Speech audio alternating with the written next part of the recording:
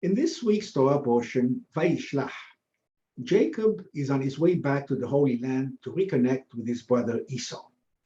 He had been fleeing from him for 20 years because he was afraid Esau would kill him for stealing their father Isaac's blessing from him.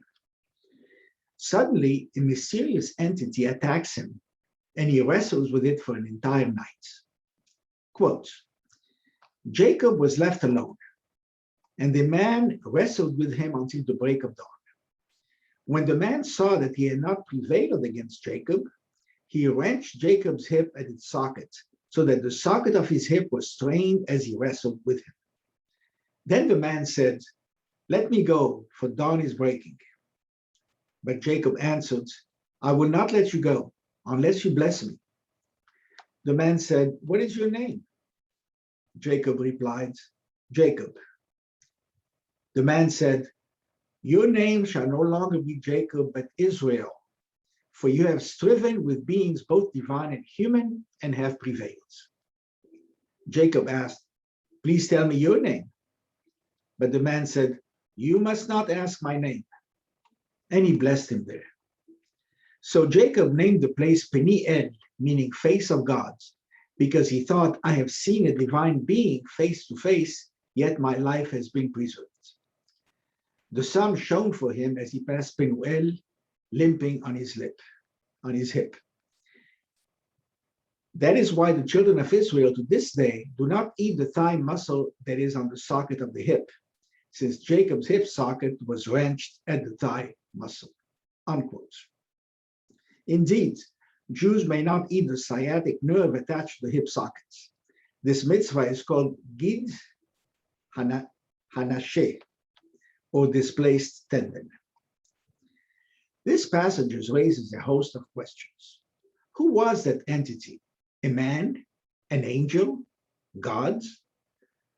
He describes himself as beings both divine and human. Why the plural, since there was only one entity? The entity asked Jacob, "What is your name?" Did he not know all along whom he was fighting? What was his mission? When the entity sees that he cannot defeat Jacob, he wrenches Jacob's hip. How can this be considered cause and effect? Why does the entity have to leave at dawn? Why does Jacob want to be blessed by it after fighting it and getting injured? In response to Jacob's request for a blessing, the entity changes Jacob's name. Is that a blessing? And why? Why did Jacob ask for the entity's name, and why would he not reveal it? How does Jacob know it was a divine being? Why is Jacob's wound so important that it led to a dietary restriction for Jews? Let's explore some possible answers. First, who was the entity? There are three main answers. Maimonides from 12th century Egypt believed that the incident was a dream, a prophetic vision. Abravanel from 15th century Spain strongly disagrees, asking, why would Jacob limp after a dream? Another view is that there was no entity. It all happened in Jacob's head. Jacob was alone. Indeed, the Torah itself said Jacob was left alone and a man wrestled with him. But if he was alone, who was he wrestling with? It must have been with himself. He was engaged in an inner struggle, in profound introspection, perhaps repenting for past misdeeds. In the mystical view, the fight represents the struggle between the good inclination and the evil inclination. The Zohar tells us that the latter, the dark side, is most powerful at night, and the incidents happened at night. A third view is that the entity was an angel. Indeed, this is how the prophet Hosea describes it, a malach, an angel.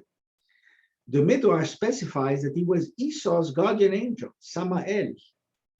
Note that in the Jewish tradition, everyone, good or evil, has a guardian angel sent by God to look after his interests. Everyone is entitled to a lawyer. What is the significance of the wound Jacob received? The Zohar says that the entity struck Jacob's thigh, the place where sexual desire originates. and only there was he able to wound him because it is the most vulnerable place. Therefore, we do not need the sciatic nerve to remind us that sexual desire is one place where the urge is so strong that even the greatest are powerless against it. However, Hiskuni sees the prohibition as a punishment to the children of Israel for not being with their father in his time of peril. He writes, quote, Jacob was left alone. It is right and proper to punish the Israelite by not allowing them to eat that particular sinew, as they should not have allowed their founding father to be exposed to hostile forces at night. Jacob's sons were physically strong, and they should have been at hand to assist their father if the need arose to do so. Seeing that they failed to do this, the blame for the injury sustained by their father was theirs. From now on, they would have learned their lesson and would practice the commandment to accompany their father, or for that matter, any older and wiser person, especially at night. Unquote. Why did Jacob ask the entity for his blessing? Rashi, from 11th century France, believed Jacob wanted the angel to bless him to confirm that the blessing Isaac gave him was valid. Rabbeinu Bahya, from 14th century Spain, writes, quote, why did Jacob say, I will not let you go unless you first bless me? He wanted Esau's angel to acknowledge that the blessing he had received from Isaac was acknowledged by Esau as being rightfully his. By saying your name will no longer be Jacob but Israel, the angel meant that from now on people will no longer say that you obtained the blessings by subterfuge, but they will admit that you are their rightful recipient. This was confirmed by the prophet Micah when he said, quote, you have given truth to Jacob, unquote. Why did the entity ask Jacob his name? Didn't he know whom he was attacking? Tur HaAroch from 13th century Spain says, quote, the angel wanted to know Jacob's exact name because the healer must know the person's exact name if his efforts are to be crowned with success. And why did Jacob ask the entity for his name? Sforno from 16th century Italy says, Jacob asking for the angel's name means your name would describe your essence, your function, and how you would go about performing the same. This would enable me to understand why you attacked me in the first place. I would then be able to do penitence for my sin, something I cannot do as long as I do not know what precisely my sin is. In Jewish tradition, the name speaks volumes about the person. Why did the entity refuse to give his name? The Midrash says that the reason is that an angel's name can change. It has the entity reply, quote, we have no fixed names. Our names change depending on what we're commanded to carry out. But the Ramban interprets you must not ask my name as meaning there's no benefit in you knowing my name because only God can answer your prayers. Rabbeinu Bahya sees it as a sign of modesty, saying he does not want a human being to go around saying this or that angel has performed such and such a miracle. He's a servant, a mere extension of his master in heaven, unquote. Another reason is that the entity wanted to avoid embarrassment at having lost the fight. The loser would not want his name known. Now let's turn to the most important question. What was the entity's mission? There are 5 views. First, he came to prevent Jacob from escaping from Esau. This is the Rashbam's view from 12th century France. He believes Jacob is attempting to flee from Esau. But since God wants the brothers to meet, he sends an angel to make sure Jacob does not escape. The angel dislocates his hip joint, thereby laming him and preventing any possibility of escape.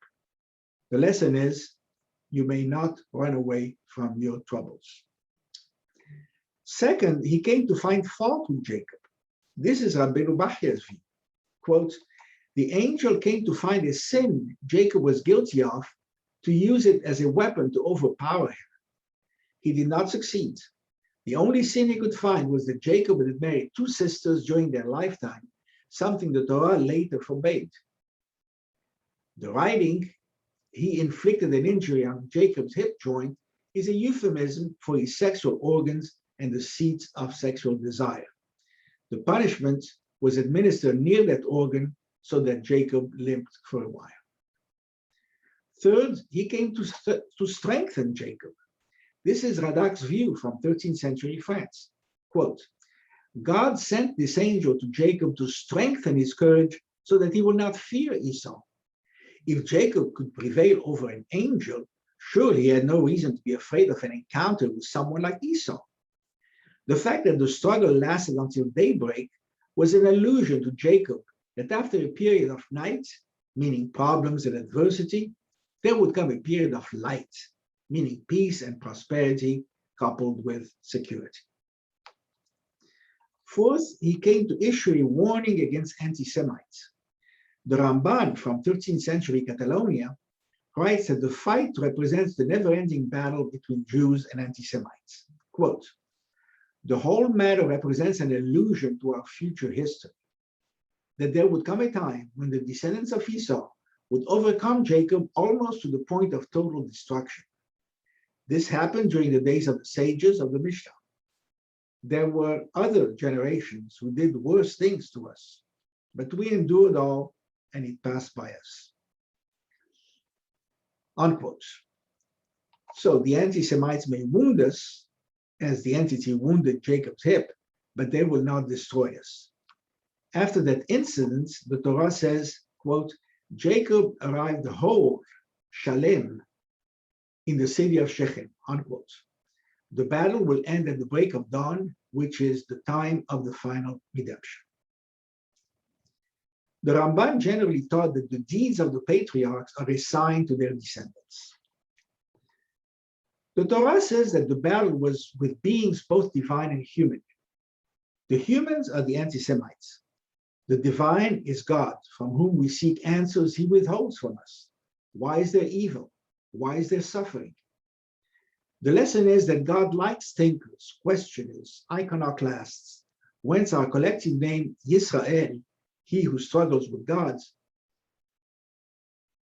That change of name implies that our mission is to struggle with people and with God until we prevail.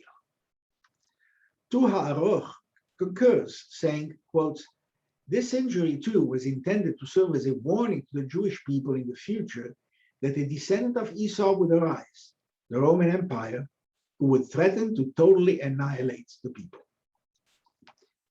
Rashi interprets the text literally. He notes that the Torah uses the past tense. You have striven, past tense, not future, with beings both divine and human and have prevailed. He concludes that the divine is God and the human beings are Esau and Laban. Fifth, he came to provoke a turning point in Jacob's life. What is your name? Means, are you still Jacob, the serial deceiver, the one who steals by grabbing onto other people's heels, as your name Yaakov indicates? Or have you matured enough to become Israel, the righteous man who struggles with God for lofty spiritual purposes? Later in the Torah, God confirms what the entity told Jacob. God said to him, you, whose name is Jacob, you shall no longer be called Jacob, but Israel shall be your name. Thus he named him Israel, unquote. Rashi, commenting on this verse, says, the verse means that you shall no longer be Jacob, a man who comes as a lurker and a trickster, but you shall be Israel, which means prince and chief, meaning one who wields authority. Note that the Jews are called the children of Israel right after the incident with the entity. The Midrash adds that this also teaches us that the righteous are superior to the angels. Jacob seized the mighty angel and vanquished him. Note that this was not the only time a mysterious entity came at night to assault a biblical figure. The Torah reports another instance involving Moses, who did not circumcise his son on time. Quote, at the night's encampment on the way, the Lord encountered Moses and sought to kill him. So Tzipporah, his wife, took a flint and cut off her son's foreskin and touched his legs with it, saying, You are truly a bridegroom of blood to me. And when he left Moses alone, she added, a bridegroom of bloods because of the circumcision. Unquote. What can we conclude? The incident can be interpreted many ways, but the facts in the narrative imply that this was the moment when Jacob, who has a history as a deceiver, becomes transformed into Jacob, the righteous patriarch and builder of Israel, of the Jewish people. Shabbat Shalom.